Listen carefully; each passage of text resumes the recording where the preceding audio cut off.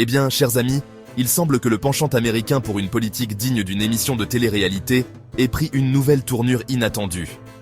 Donald Trump, dans son infinie sagesse, a décidé de nommer Elon Musk, l'homme qui a autrefois utilisé un lancement de fusée pour envoyer une voiture dans l'espace, à la tête d'un tout nouveau ministère américain.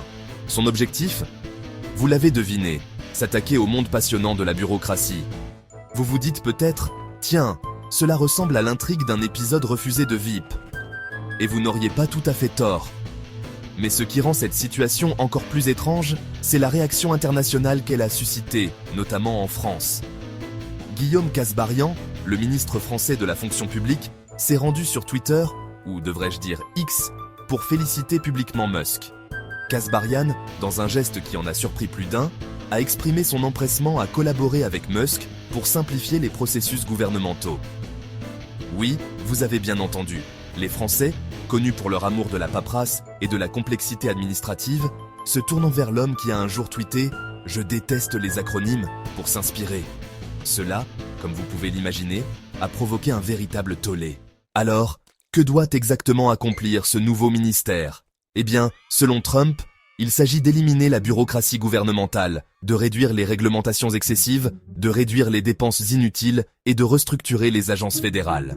Cela semble être une tâche ardue, n'est-ce pas ? Même pour un homme qui a construit des voitures électriques, envoyé des touristes dans l'espace et, ne l'oublions pas, acquis une plateforme de médias sociaux juste pour le plaisir. Pour l'aider à naviguer dans les eaux troubles de la bureaucratie gouvernementale, Musk sera rejoint par Vivek Ramaswamy, un homme d'affaires républicain. Imaginez un film de flics en duo, mais au lieu d'arrêter des criminels, ils s'attaquent à la paperasse.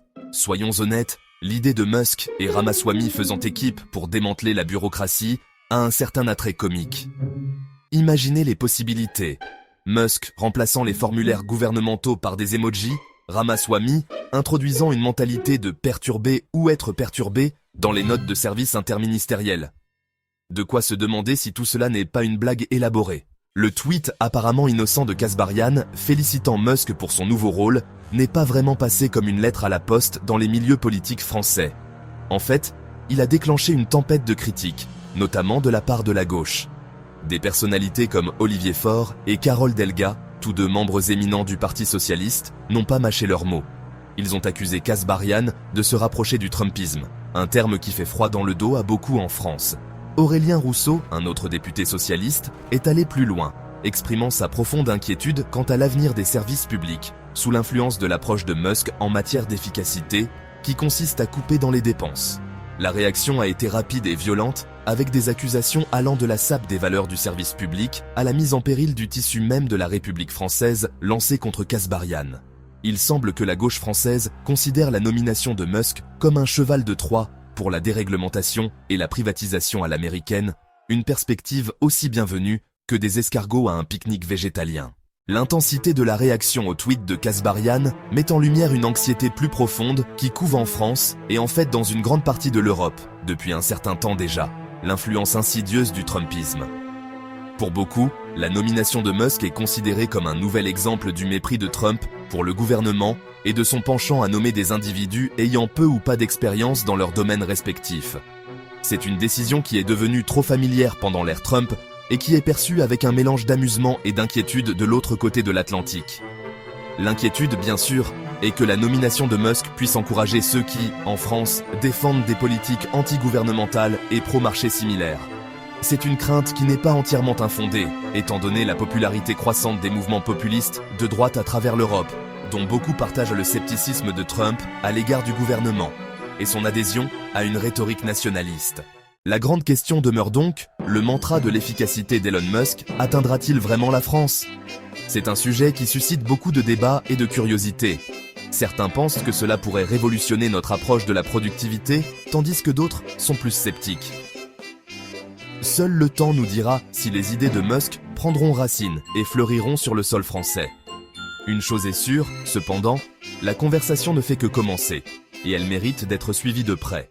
Imaginez, juste un instant, à quoi pourrait ressembler la boîte à outils anti-bureaucratie d'Elon Musk. Contiendrait-elle un lance-flamme pour brûler les formalités administratives ? Ou peut-être une fusée pour envoyer l'inefficacité dans l'espace ? Les possibilités sont aussi infinies qu'amusantes. Alors, qu'est-ce que tout cela signifie pour les relations franco-américaines? Eh bien, cela pourrait changer la donne. Le renforcement des liens, grâce à l'innovation et à des objectifs communs, pourrait ouvrir la voie à une nouvelle ère de coopération. Il ne s'agit pas seulement de technologie, il s'agit de construire des ponts, de favoriser le respect mutuel et, en fin de compte, de créer ensemble un avenir meilleur. Trouver un équilibre entre l'efficacité et les valeurs du service public n'est pas une mince affaire. C'est une danse délicate, vraiment.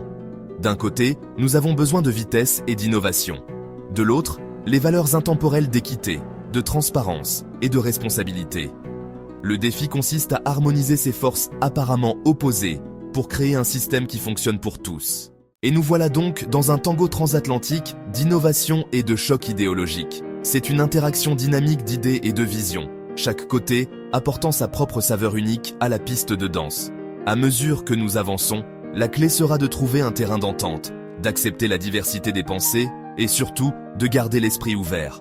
Après tout, c'est par la collaboration que nous réalisons les plus grandes percées.